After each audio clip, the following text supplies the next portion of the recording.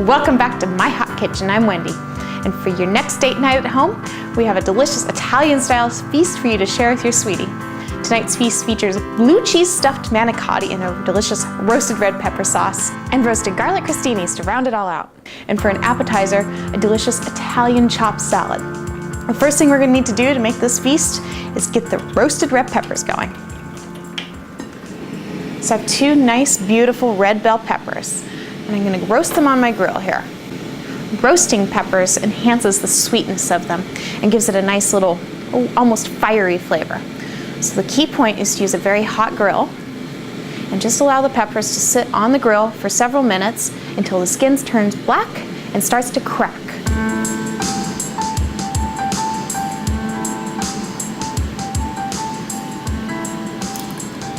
Let's see how this side is doing. Oh, yeah, that's exactly what you want to see, a nice char over there. You can see that the skin kind of cracks. It's perfect. So what you want to do is roast each side of the pepper until it all looks about like that. Remember to also roast the top of the pepper as best you can. As you roast it, it's going to wilt down. It's going to get a little bit more flat on the grill and easier to work with. It's going to take almost 45 minutes to an hour to complete this process. When you're done with it, you want to put them in a bag to cool down. A paper or a plastic bag works.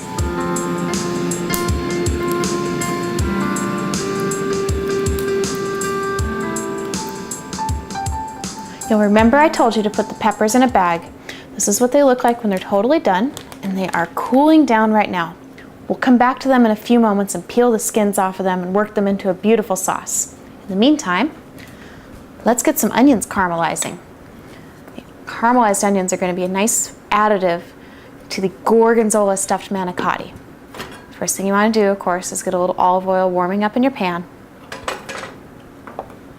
And then you want to add in the onions. Use a low heat.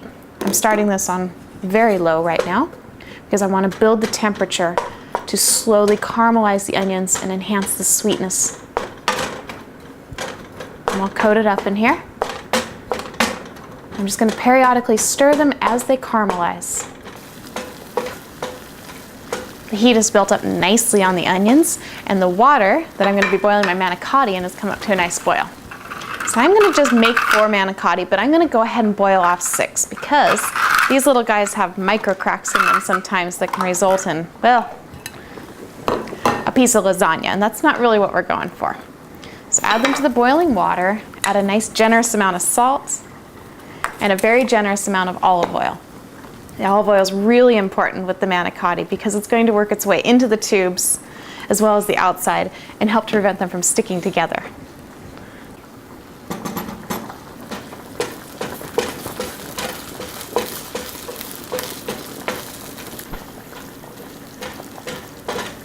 So while your onions caramelize and your manicotti boils, it's a great time to work on peeling those peppers. It should be nice and cool now and very easy to handle. Pull them out of the bag and just gently peel off the skins. They're going to come right off because you've roasted them.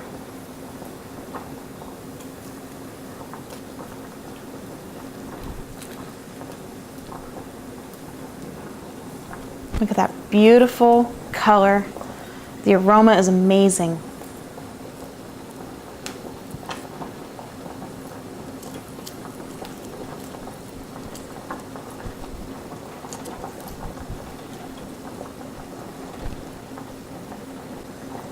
It's like a little culinary treasure when you peel off the skin. It's all sweet and luscious and soft. The ugly skin's aside. And you're just left with this beautiful, beautiful ingredient. Pull off the stem and kind of tear it open to peel out the core. Remove the seeds because those can add some bitterness. And this can all be done with your fingers. No knife or cutting board required.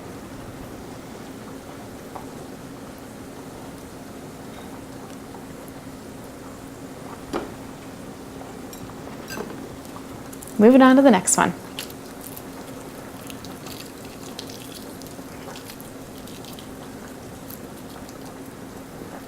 Now the cool thing about roasted red peppers is they're actually a pretty common ingredient to find in your supermarket. Of course, I always think that food is better when you make it yourself. But if you don't feel like this is something you have time to do, or something that you want to play with, you can buy the roasted red peppers in a jar. You can skip all this peeling and roasting business. But I don't know, I kind of like it. It's nice to have control over the ingredients, and it's nice to be able to know exactly what you're feeding your sweetie. And there you go, with a little effort, you've just made one of the most flavorful and precious ingredients that one can possibly make in their own kitchen. Roasted red peppers.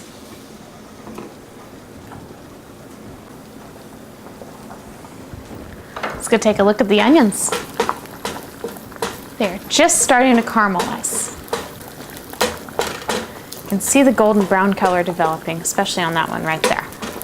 You want them to be that color almost all the way around. So just keep sauteing them. So it could take another 10 or 15 minutes to get that color right.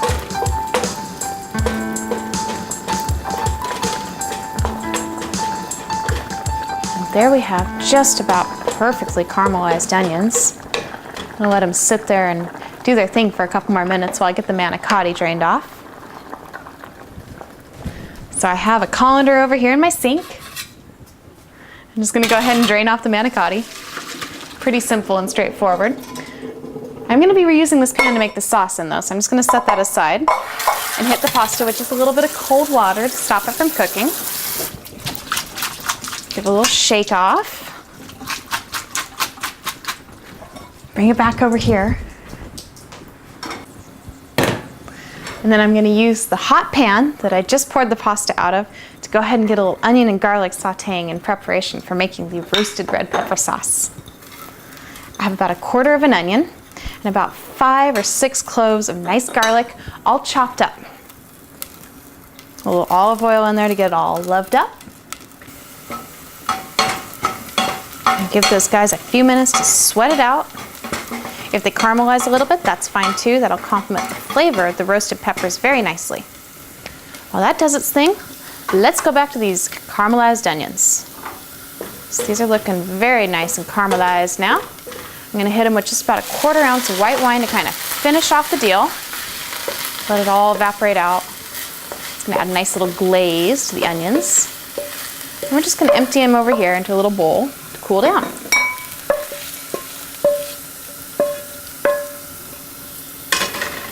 Back to the onions and garlic. Now let's add some spices. I have a 1/2 teaspoon of anise seed, 1/4 teaspoon of chili pepper, and 1/4 teaspoon of salt. Get that in there right now. Allow them the opportunity to blend and meld with the onions and the garlic. Now let's bring in the roasted red peppers. Just going to kind of rip these up as I put them in here.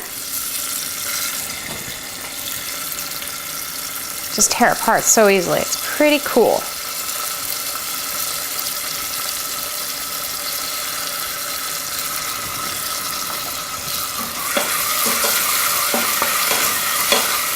Allow these to cook until they just about pulverize apart. 2 more ingredients to add. You have 1 ounce of red wine and 1/2 ounce of white wine vinegar. And then just cover it with a lid. Let it stew for about 10 minutes.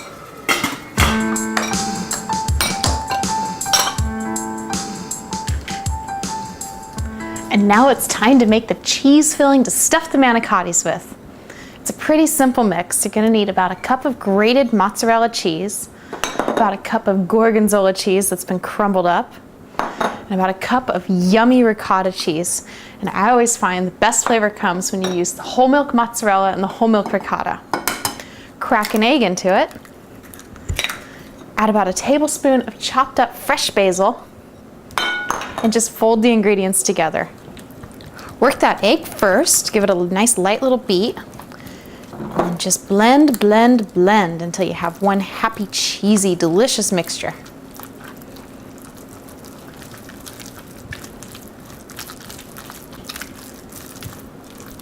That's coming together nicely now. And here's a little tip. When you're making a stuffed pasta, always make extra filling. That way you have enough to fill whatever pasta you have. And maybe you can make a little bit extra. That's in a good place now. Let's turn our attention back to the sauce. Ooh, that looks nice. Let's give it a little taste.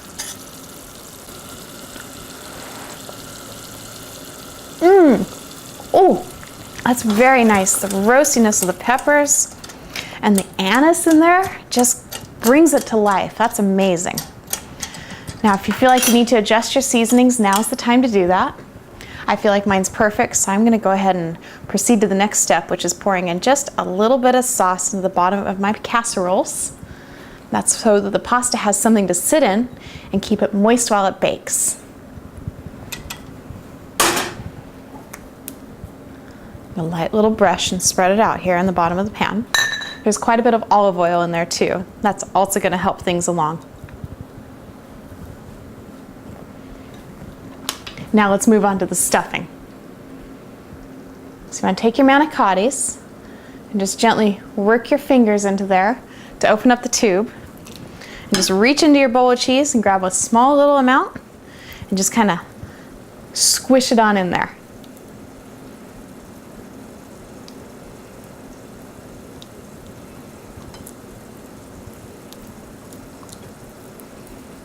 Use a gentle touch and work in small amounts. Start from one end, and then flip it over and work on the other.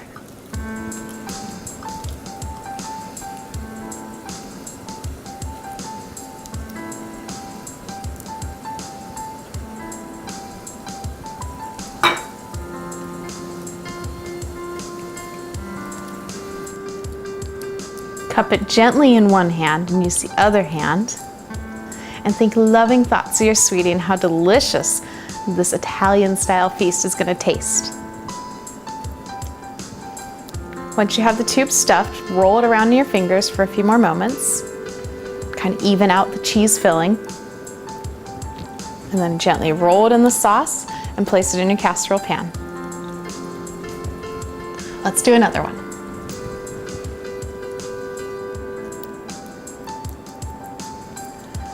I'm working on the second one right now. I think your sweetie's gonna really love the way that the Gorgonzola cheese plays off of the roasted red pepper sauce. Basically putting together two very different yet very pungent flavors. And the end result is going to be yummy. Another nice little roll here. Even out the filling. Another little roll in the sauce. Again, using that nice gentle touch. Let's do some more.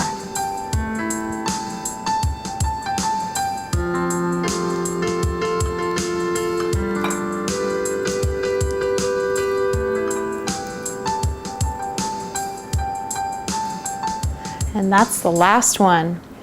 This is very rich stuff, so 2 each should be quite sufficient. And remember, this recipe can always be adapted to stuffed shells or lasagna if you're not feeling the manicotti. Now I'm gonna go wash this sticky business off my fingers.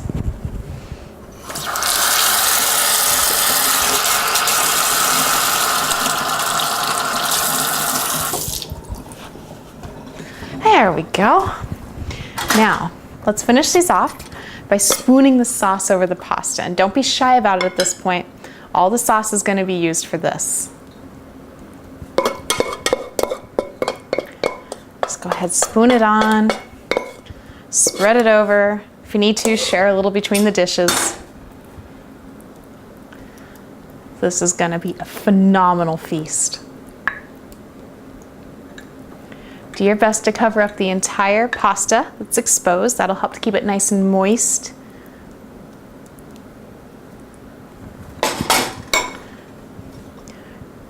Garnish with just a bit of the mozzarella and those caramelized onions. Go ahead and put them on top.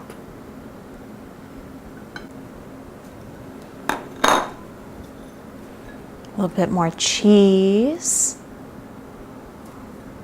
And these are ready for the big bake-off. So I have my oven preset at 350 degrees. I'm going to place them in the middle of the oven, and we're going to let them bake for about half an hour to 45 minutes, or until it gets just a little bubbly in the middle.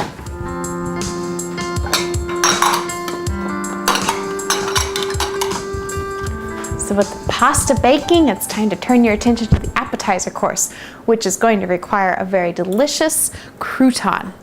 So I have a clove here of roasted elephant garlic. I'm just going to mash it up with my fork and work a touch of olive oil into it to sort of loosen it up. Any sort of roasted garlic will work. I just started experimenting with the elephant garlic and I found it to be quite sweet and delicious. Once you've got it kind of worked into a bit of a paste here, just take a little bit of it and spread it on some nice ciabatta bread. I have this very nice ciabatta bread with some yummy Kalamata olives in it.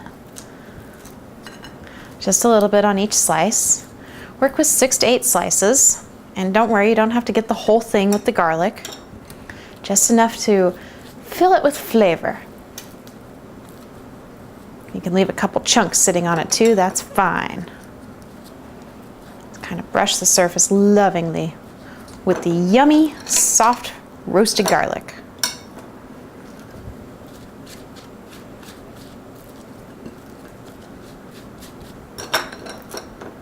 When you're choosing your bread, look for something with a bit of a coarser texture like this, because it's going to soak up the olive oil and the flavors of the roasted garlic very nicely.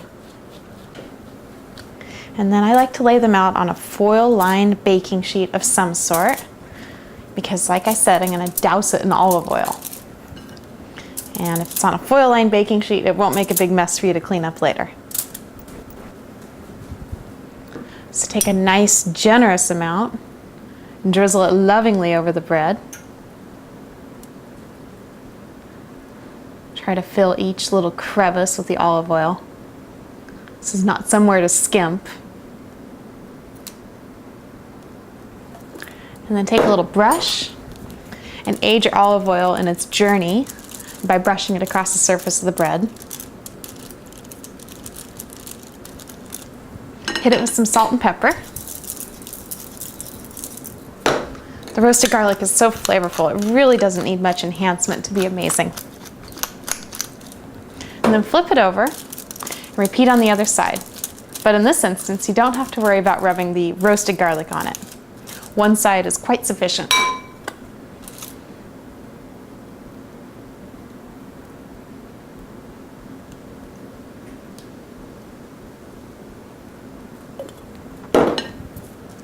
The olive oil is going to work on the bread in the heat of the oven to make it nice and crispy. And it should turn it a very nice caramely golden brown color. A little bit more salt and pepper. And then since my regular oven is being used, I'm going to go ahead and use my toaster oven. I have it set at 450 degrees. I'm just going to slide this on in there and cook them, like I said, until they're nice and golden, crispy, yummy brown. And with that out of the way, we can start working on the salad. It's a very simple dressing, again featuring the flavors of roasted garlic. Yes, you could say we're on a little roasted garlic kick here. So I'm going to get those cloves in the bottom of the bowl. To that, I'm going to add a couple tablespoons of mayonnaise. I'm going to use the back side of my spoon to work the mayonnaise and the garlic together into a nice yummy paste. Use the entire surface of the bowl, or at least the bottom part of it anyway, to really get my spread on here.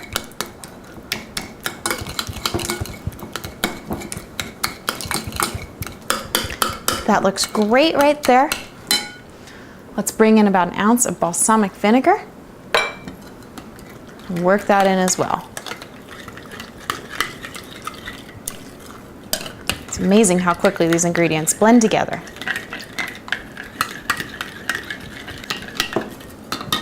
But the two ingredients being how they are, they're going to benefit from a little whisking. You want to emulsify them together. Makes this lovely tan-colored dressing. Of course, a little salt and pepper is always necessary in something like this. Just kind of free pour it, you know. Whisk that together. Now you're ready to start tossing your ingredients together. Now this little salad is a half tossed, half composed chopped salad. So I'm going to toss in some red onions, nice big chunks, radicchio, this is about a quarter head's worth, and a few capers, about a teaspoon's worth.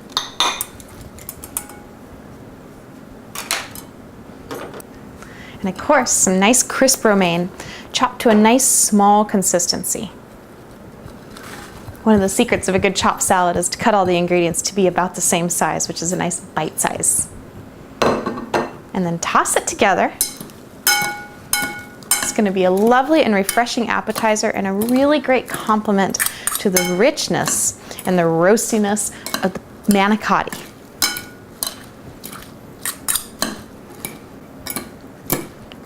Well, that looks nice. Have a nice coating on all the lettuce. Just going to let it sit there and chill for a moment while I start composing the salad. I'm going to take 2 leaves of radicchio. Now I pulled these off before I started cutting into the radicchio head. I'm going to set them here on the plate. They're going to create this dramatic backdrop, almost like the shell that's behind the stage at the Hollywood Bowl. Kind of scoop it in there, cascading it out.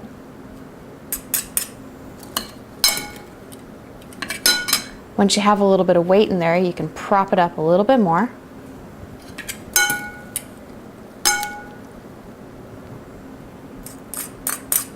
I'm going to go to work over here on this one.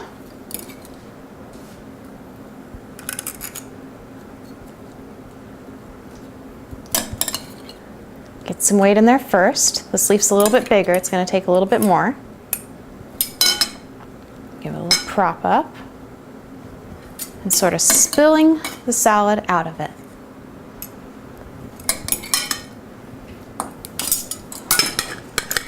A little bit left in here, so I'm going to come back to that one. And then the garnish. Some more gorgonzola. I'm going to sprinkle that across this part, kind of the bottom stripe, if you will. Just a little bit of gorgonzola though, because there's a lot of cheese in the entree. To add a little protein, some garbanzo beans. If you're not a fan of garbanzos, feel free to substitute whatever sort of cooked bean you like.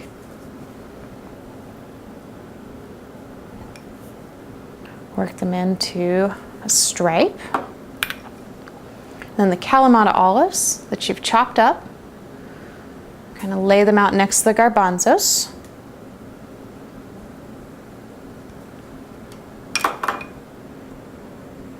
Get them in order. And then some mushrooms. Put those in up next to the shell.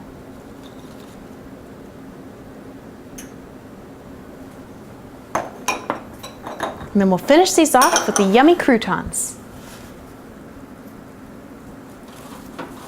And here are those yummy croutons. Just going to put one to a plate for right now, and the rest will go with the entree.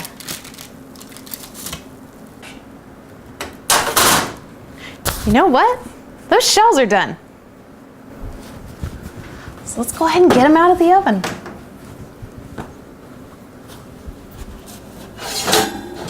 Ooh, yum.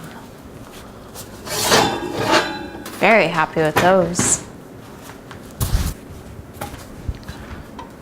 So since everything's timing out so nicely, I'm just gonna serve it all in one shot. No appetizer and entree, just dinner.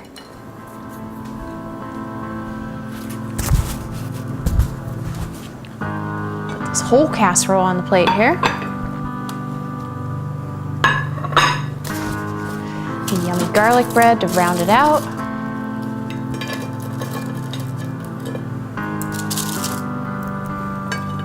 A little garnish, a couple of fresh basil leaves, a little bit more mozzarella. There we go.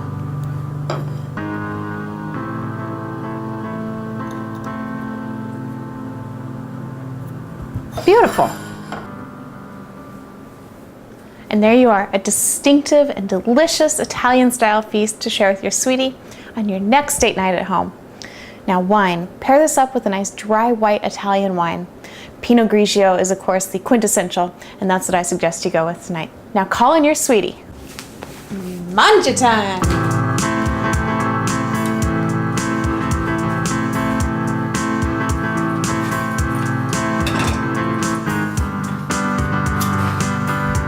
Wow, honey, you rock! This Italian food. Why, thank you, my love. Yum! You're pretty rocking yourself.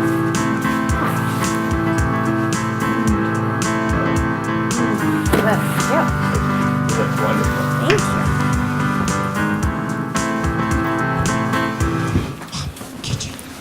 Absolutely delicious. Some yummy cheese. As always, date night is awesome.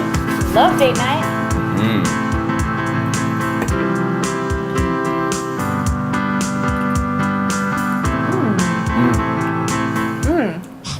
That's really good. This is such a hot kitchen.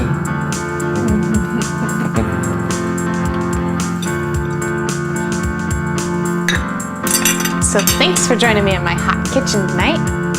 Have fun turning up the heat in your kitchen, and I'll see you next week. Night night.